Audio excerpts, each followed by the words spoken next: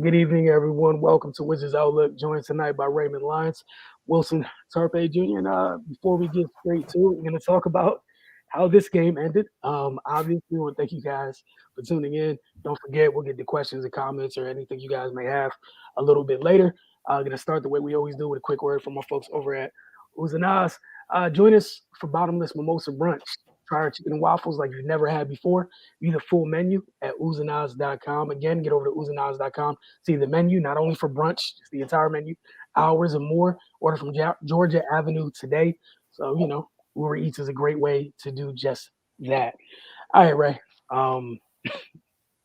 Things were going kind of good for, a half, close to three quarters. And then, obviously it's a preseason finale. I know you're not going to get too crazy from it, but obviously not the way that anyone would like to see that happen. Obviously, the Knicks kept some of their some of their horses in the entire time. The Wizards did not, but still, from 19 down, Julius Randle hits the game winner to beat the Wizards 115-113. Just your initial takes on this one. Yeah, like you said, man, it's no need to sound the alarm, but you never want to get walked down like that, no matter the case. But yeah, like you said, man, they started off great, especially on the defensive end. In the first quarter, they were stingy as hell. Held them to 15 points in that opening quarter. Things opened up a little bit for the Knicks in the second, but overall it was still a solid effort for the most part. Until the waning moments when they had some of their bench in. But you know, it was for most of the game it was a complete effort. Then you kind of saw the depth and the added experience to the team in the third quarter when Bradley Beal wasn't able to continue playing. They were still a functioning unit, as opposed to in previous times if Bill wasn't out there, then that thing looked a whole lot different. So yeah, that's always a plus, when you can we can kind of collectively make up for his production when he's out. So not that we're planning on him missing a bunch of time, because obviously that's not a best case scenario for this team. But yeah, it'll be good for him to be able to get some rest this season, because a lot of times last year Scott Brooks didn't have a choice, man. Like, those starters had to he basically had to grind them into dust just to stay competitive, because when the second unit came in, things just kind of went to hell. So that's where we start to see the benefits of the trade. They got some extra bodies, and not only extra bodies that can play. And they know what they're doing out there. They're experienced. They've been in the league for a while. So yeah, man, that's good to see. But yeah, that fourth quarter gave up 40 in the final quarter. That's tough to watch. But kudos to the Knicks, man. They took advantage. They were aggressive. They kept attacking. Derrick Rose, man, he turned it on. And the Knicks were just kind of taking advantage of where they had advantages in the game. They went down low a lot, trying to use their size, using RJ Barrett and post ups, trying to get him the ball where he could be effective. So yeah, it's a good win for them. They clawed back. It's a nice way to go into the regular season. As you progress through the preseason and kind of wind down, and you get to the games that count, you just want to see some continuity from your main guys, and you just start to kind of round into the team that you want to take into the season. So yeah, man, it wasn't surprising that that they played their top dogs for so long, especially since it's a Tibbs coach team. But yeah, man, it was I'm not mad at it.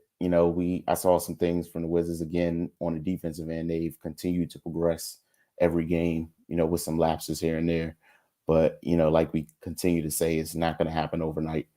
And as long as they keep progressing, I'm cool with it. I think it'll get to a point where they're gonna that team we saw in the first quarter on that end. I feel like it's gonna get to the point where they're that team most of the time. And when that time comes, they're going to be okay. So yeah, that's just my thoughts on it. Yeah, I kind of agree with you. Just taking a just like taking a step back, big picture look at just tonight. It's not the end of the world. It's a preseason finale. Yeah, like I think you summed it up perfectly. It's a Tibbs coach team.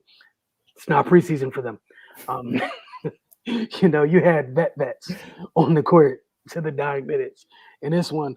But I think one of the things we saw was just the Knicks, their young players in a culture that's already been established. Like they hit the switch, and you mentioned RJ, Obi was flying around. Like Grimes is getting acclimated to this, but those second year guys, man, they're flying around wreaking havoc Hmm. during that second half. I found myself far too much talking about RJ on the defensive end in this one, and not in a bad way. Like it's a great thing because if you don't play defense, you're not playing for tips. But I was impressed with the physicality on that end, like just him kind of growing into his own. Same thing with Obi. Like those guys clearly spent Hmm. some time in the gym between last season and this one. Mitchell Robinson looks like two of the old Mitchell Robinson. Yeah. Um, you know what I'm saying? Like he's a way bigger dude now than he was, than the kid we saw. Like even last year, like he looks way bigger than he did last year. But again, like you said, man, there's no reason to get walked down. I know I'm sure it was hard for Dinwiddie to not be inserted back into that game, but I'm not really mad at Coach West either. I'm not putting you back into that game, man. Like it is what it is. We either Right. get it done or we don't get it done. The broadcaster that Brad didn't come back into the game because of a right knee contusion. We'll find out how serious that is, if any. Or if it was just one of the things where he didn't play the rest of the night, and that's the word that was shared. We'll find out in the coming days. But all right, let's the defense in the fourth quarter was just bad. And some of it wasn't even that they weren't trying; they just got outworked. Like the Knicks felt like they had 8 people on the floor in the fourth quarter. Tibbs got teed up and they went into overdrive in terms of work rate. The Knicks did. But again, like you said, there was a lot of good things, especially in the first half. And I think you and Cardell were talking about the bench needing to improve a little bit. Um, and I mean, there was some steps taken by folks that are trying to jockey for minutes off the bench. And for Hmm. those of you that already commented, we're gonna get to you guys in just a little bit. I don't want you to think we're not seeing you. We'll get to Ray and I got a couple more things to discuss. Then we'll get to get to your comments and grievances, whatever you may have. So just want to make sure that we we got you guys. All right, Ray. Your player of the game. Who you have? Derrick Rose. Okay. Um, yeah, he just had a vintage Derrick Rose performance, man. He and just aside just from this game, just talking about him in general and the stage he's at in his career, uh, it it's one of the most beautiful stories in basketball. Just to see what he's been able to fight back from and still play at a high level and kind of reinvent himself and adjust his game to still be effective. It's great to see. But in regards to this game, he's a veteran guy that just turned it on when he needed to, and he's his leadership is going to be vital for this team. You know, he went ahead and willingly relinquished the starting role to Kemba. I mean, he's at the point where that type of stuff isn't important to him. He's been there. He's been that guy before. Now it's just about winning and competing. So and I mean he's always been about that, but he knows what he has to do to put them in the best position. And if it I'm pretty sure it does way more for Kemba's morale to start than it ever would for his. So that's and him and Tibbs, they've had great success together in the past. So I think that relationship is gonna bode well for the next chances. Yeah, I'm not mad at that one at all. And the other thing Derek gives you is like they got 3 dynamic guards, Hmm. all in different stages in their career. And if you're quickly like that has to be a luxury. Having Kemba and Derek over there. Obviously, you would probably love to play more minutes as a youngster, but it is what it is. Just the fact that they could, between Kemba and Derek could play on and off the ball. Hmm. New York's not lacking at that position at all. But love the points made about Derek. For me, I was just gonna give it to Neto. Like we've been asking for folks to step up. For Washington, he had a little stretch where he had 8 straight baskets. Like he was on one tonight. Gonna give him some love for it. And then what I liked is even though he had a good night offensively, I liked how much he kept attacking. Like if he could get downhill, he did. Whether it was creating for others or sometimes finishing, I thought he was just perfect balance on the offensive end for him, and he still found the energy, believe it or not, to be annoying on the defensive end. So shout out to him for that. All right, well, who you have for X Factor? And Neto was actually my X factor. Not mad at that. Yeah, man, he's going to be one of those guys. Like that's going to be what he does for this team. Come off the bench. You know, the thing about him that's impressive is he can have that type of impact on either end. You know, some guys their thing is to come off the bench and score points. You know, some guys their thing is to come off the bench and play defense. You know, depending on what's needed, he can just kind of fill either role. And he did both at the same time tonight. You know, like you brought out, it was a stretch where he was just scorching, and then he was still doing his thing on the other end, being a pest. You know, getting into people, making hustle plays. So yeah, that's if he brings that consistently again, he's going to make himself extremely valuable. All right, for my X Factors, Aaron Holiday. Again, another pest Washington has is jockeying for minutes on that second unit. I thought he did a great job as soon as he came in, much like almost all the points you made for Neto. Holiday had a similar impact. He didn't have as hot as a night as Neto had offensively, but like he came in, and what I liked was he came in like as soon as he came in, he went straight at Kemba. He made Kemba work on the defensive end. Those two were exchanging buckets for a little while there, but again, those annoying little guards coming off and being attack minded played a role early in this game. We already talked about what happened late in the game, but give me props for what happened early in the game. My other guy that I had for X Factor was RJ Barrett. We talked about earlier. Mm-hmm. Like you were talking about, we're seeing him get posted a little bit more when the matchup dictates making the most of his catch and shoot opportunities. I just like the way that his game has grown, like how he's found his way, getting comfortable on this level. Again, defensively, I just like the fact that you felt his impact on both ends, like all game, and he made more than a few pivotal plays. All right, we're gonna get to you guys' comments now. Also, just a reminder, as look up these comments.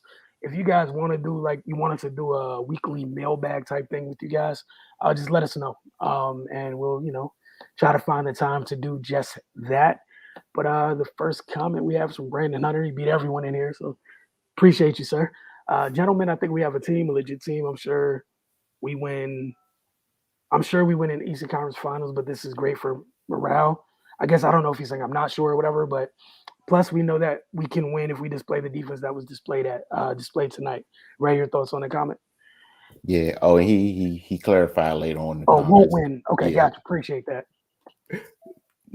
So yeah, man, I agree. Like I like the roster, and I like the way they're starting to gel together. Again, it's a process, and yeah, man, like from the defense early in the game, if that becomes the norm, then this is a completely different situation we're talking about, man, because and they have the potential. It's there.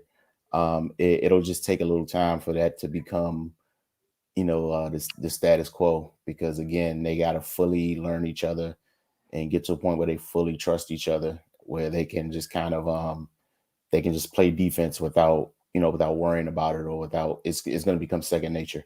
Once it gets to that point, which I'm sure is the goal, then we'll kind of see this team maximize their potential. But yeah, man, I like the pieces. We, as soon as the trade happened, we me, you, and Cardell, we talked about it offline, like this Tommy was putting in work, so yeah, I'm optimistic about the season, man. Praying that everybody stays healthy, and they can just go in and compete. The preseason, it gave us glimpses of what they can be, and if if they can reach that level on a nightly basis, then we're looking at a pretty good season. So yeah, man, it just gonna strap in for the ride. Hopefully it's a good one. Yeah, I'm with you. And the other thing, just to keep in mind of the things that we've seen and the things that folks are excited about. We've yet to see Brad kind of have a good game with this group yet. He's Hmm. still kind of trying to find his way. Another big piece. I know sometimes people forget about it, but Rui hasn't been out here with this group, and the Rui part has a trickle that can have a trickle down effect. Because if Rui takes that starting four spot, Kuz might be coming off the bench with Harold, with others. Like that only boosts that second unit. Hmm. Where your second unit could be uh Trez, Denny, Kuz, a couple of those annoying behind guards. Like that's not bad. The youngster eventually is Kisper finds his way. Eventually, like I'm not throwing him out the window, but I'm pushing him to the side to start the season. Like to start the season. And kudos to Coach West calling up that late play for him to tie the game. Hmm. Showed everyone just a brief glimpse, and I like that they did it after he had a couple possessions, back to back possessions earlier that quarter when he turned the ball over. I was like, he put he took that extra dribble. I was like, no, Rook, no, get it out your heads. But there's pieces here, and like Ray said, that's why we were all kind of uh, you know interested to see what would happen. We were excited about the year getting started because we know what was gone, what was missed, and what that player brings to the table and all of that. But as far as what it does for the group, this group as a whole, it's a much better group to go to war with than the group last year. I don't think I don't think anybody can feel too slighted about that. All right, is us not winning a single game in the preseason alarming? No, I don't think it's alarming. I also think it doesn't matter at all. Everybody's not tips, you know. The Knicks don't have a choice. They have 80. What was it? It's 82 regular season games. They have 86 regular season games. That's what it's like for a Tips coach team. Julius Randle only missed a game because his wife had a son, and kudos to them. But outside of that, it's the only reason he's not playing 86. All right. Nah, man. Like Cardell Ray's been saying, it's just about the incremental growth. Like we've seen them get better on the defensive end. We see where the Knicks are, where they're at a place where they can hit a switch on that end of the floor. Hmm. The Wizards would like to get to that place, but you gotta deal with the growing pains along the way. Ray, your thoughts on this comment right here? Sustain. Yeah, it Sustain. doesn't. Yeah, this doesn't mean anything. All right, you got this one from Take That. Denny was only bad performance, but I like what I saw. Yeah, I mean, I wouldn't go so far as to call it bad, but I mean, it, the problem now is, again, this is a completely new group Mm, and people are trying to learn each other, people are trying to adjust. So, he, keep in mind, this is his second year and he missed the bulk of his rookie season being injured. So, yeah, he's still really trying to find his way. But yeah, definitely as a whole, for the most part, I did like what I saw tonight. And Denny, he's at the point where he's just still going to be a little up and down at times because he's really still trying to figure the NBA out. So so yeah, I mean it wasn't a great performance by any stretch, but yeah, man, it is, again, it's nothing to to stress yourself over. yeah, I second that. I think the other thing, like I know I was initially excited about is I think last game, maybe it was the game before, where it seemed like with that second group when he comes in, he's allowed to be one of their primary ball handlers, which Hmm. is something we know that he brought to the table. Didn't get a chance to do it that much last year because it was a different group. Not even getting into the range of reasons. We're going to talk about the here and now. That under this regime, it's a thing where they not only entertain it, like it seems like they encourage him to use that part of his game because it's advantageous to the degree. We saw a couple of times, like even Kuz, like you get a board and wave the point guard up, like all right, I'm bringing it up, and like it wasn't like alarming. You didn't see crazy body language. Like clearly, it's okay for some of them to do just that. And like Ray said, I think it's also just like Spence had to get comfortable with his new teammates, anytime you got somebody who regardless of the position they play, that has that plays from the mindset a little bit of a facilitator, you got to give them time to get used to everybody else to get used to playing with them. Because like the way that Denny sees the floor is gonna be different than the way Spence sees the floor, different than the way Brad sees the floor, Aaron or Neto, regardless, and especially when it's not a point guard that's distributing. It takes a little bit more time. Take that also say Kuz didn't play late. It's a very good point. Because again, like it's preseason, man. It's not the end of the world. Unless you're the Knicks, where Tips don't play that. All right, Ray Steven Spotswood, how many games do you think they'll win this season? That's all you, homie. Stepping away from that. I don't know, man. Like,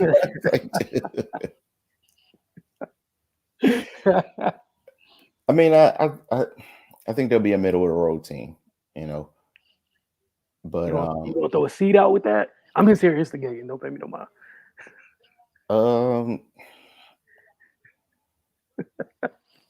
You ain't gotta answer me, man. I'm just here starting. I mean, it's something interesting to think about, but I mean, I'm just gonna see how it goes, man. Like, making kind of making broad predictions like that from jump, it's difficult because you never know what's gonna happen, man. You can undersell yourself and they perform better than we ever imagined, or God forbid, some injuries happen, and things like that. But I just can't put a number on it right now. I would say this: if they can, I'm not putting a number on it either. I'm comfortable with saying, like, potentially with how high or low wherever their floor might be, their floor, they're a playoff team, right? If health was standing, their floor is a playoff team. I feel like that's comfortable. As for their ceiling, check back with this in like 15, 20 games, and I feel like that's fair. I'll definitely have a better answer for you. Like All-Star break, but that's kind of cheating. That's way too much time. Right. Yeah. But like 15 in, Mr. Spotswood hit us back and I throw some out. But the floor is a playoff team, injuries withstanding. I'm comfortable now saying something as high like as a fifth. I wouldn't be so shocked if they could get as high as a fifth. I don't think that's crazy. Anything higher than that, then Coach West out here. They need to throw some more bread on the end of it. But I think fifth could be the ceiling. Just because the East is tough, man. You got teams that are because like let's keep it honest, like this is ground zero for this iteration of Washington. Other teams are stacked getting into year 2 or year 3, like we just talked about with the Knicks, where they already know what to expect. They still got to figure out what's going on with their coach. Like Orlando's going to be going through something similar, and no disrespect to them, like their roster is not where Washington's roster is. So there's a couple teams that gotta go through these bumps and bruises. But Washington, they should be a playoff team, man. Like we were one of the first. We jumped out there early last year that group was a playoff team, even though they chose to make us right by way of the play-in because they didn't want to do things the easy way. But it is what it is. This looks like it might be the last comment, Ray. Tyrone Holiday again. Thank you guys for the comments. If you guys got any more, go ahead and get them in. If not, we'll check in with you guys later. I know regular season starts next week. What's it called? They start on the road on Wednesday, and the home opener next Friday, I believe. But from Tyrone Holiday, what do you guys think about Denny handling the ball more? He seemed unselfish, always trying to make the right play. I think we talked about it a little bit earlier. But did you have anything else you wanted to add to it? I guess we inadvertently answered this. But yeah, I mean, it's just that's his natural, that's his natural position on the floor. Like if you've seen him play overseas, that's what he does. Mm-hmm. So yeah, like you said earlier, Wilson, it's just good to see him be able to do that more often now. And and like you said, I think it's good. I think it'll be good for his confidence, to put him in a position where he's comfortable and something he's familiar with. And while he's in there, like if he gets minutes with the starters, then those are the times where he'll work on the things to enhance his game. But yeah, when he's I'm not mad at all at him. Sometimes running the show for that second unit. Yeah, what I like about it is kind of like to me, it's like a built-in confidence booster.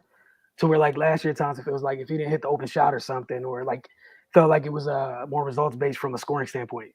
where it's something where, like, it's not the same thing if that's not who you are fully, like who he is someone who's unselfish and wants to make the right play for others. So, like you mentioned, right? Like if that's what he's comfortable doing, like, yeah, step back, cook, let him do it. And the good thing is with this group that they have, there's enough other people around where if you want to sprinkle the ball around different parts of the court, there are more than enough people that are ready and willing and capable to let that thing fly once they get it. So they're perfectly happy with that. I think it was like last preseason game where we saw it a little bit where they're throwing the ball 2 minute post and he was just creating out the post for teammates.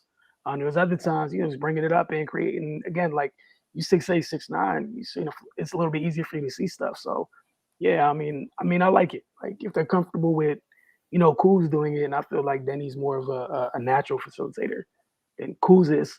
Kuz did have a nice no look pass to Trez earlier, but like it was so open, he ain't had a no look. But I get it.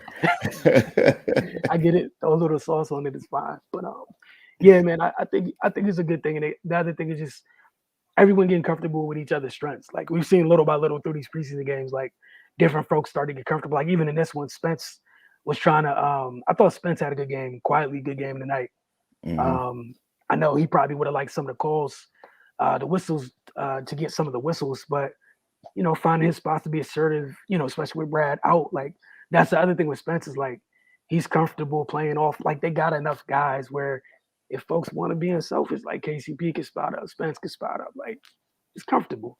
Kuz can spot up. We seen Kuz knock this game, I think last game, get out from deep. Like his folks gotta figure out, what, figure out each other, just playing with each other.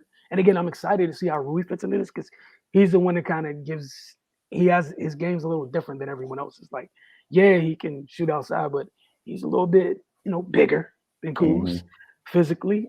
Could bang down there a little bit more, and that mid range game that he loves so much, it's gonna be available.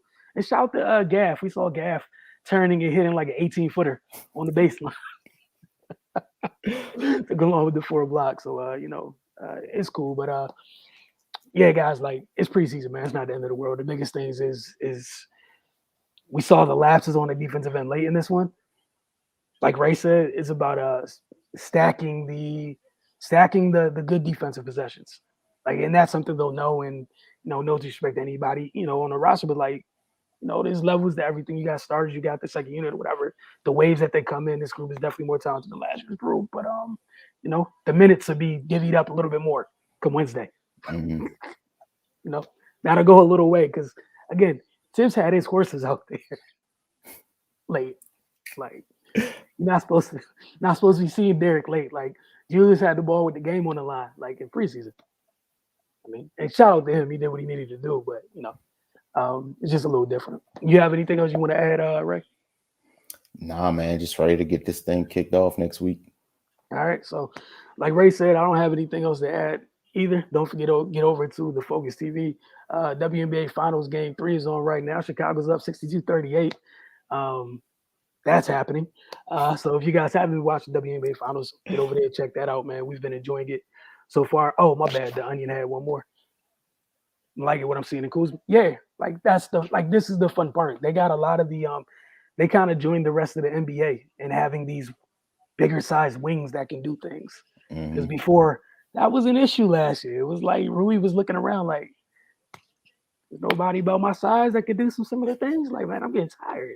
KD one night, somebody else the next night. What about the teams that got multiple? Like, can I get some rest? Now you got Kuz. You got Denny. Like you got a lot more bodies, with in that size bracket to throw at folks. So yeah, man. I agree with you. Thank everybody for tuning in tonight, man. We appreciate you guys. Like I said, if y'all want us to do the mailbag thing, it's on you guys. We're open to it, but if y'all not really digging it, we're cool just seeing you after games too. Like that's fine with me too. Don't forget to get over to the Focus TV for Raymond and myself. We'll see you guys, definitely next week because, opening night is Wednesday.